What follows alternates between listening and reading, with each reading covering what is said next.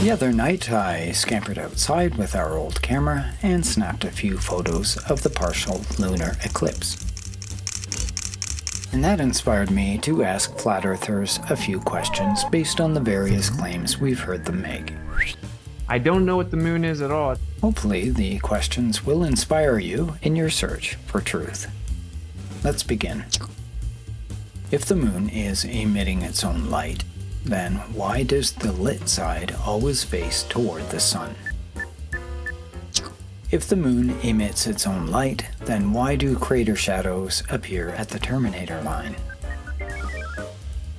If the moon is emitting its own light, then why does a ball held in front of the moon show the same phase?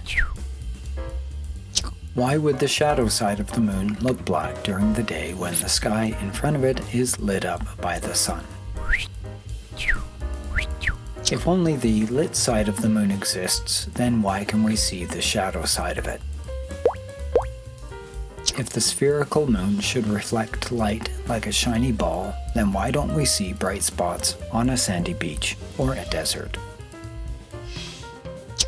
If moonlight is cold, then why do measurements show otherwise?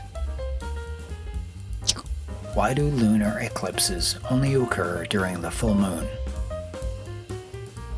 When viewing the selenelion, why are the sun and moon always at opposite horizons?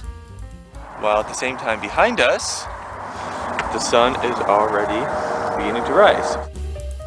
If the moon is close and circling just above the Earth, then why doesn't its angular size change with distance like every other object?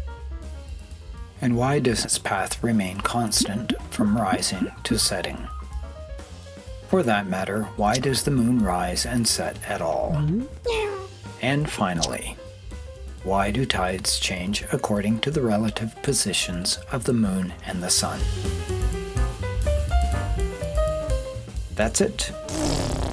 I'll leave a hint or two in the description, and thanks for dropping by.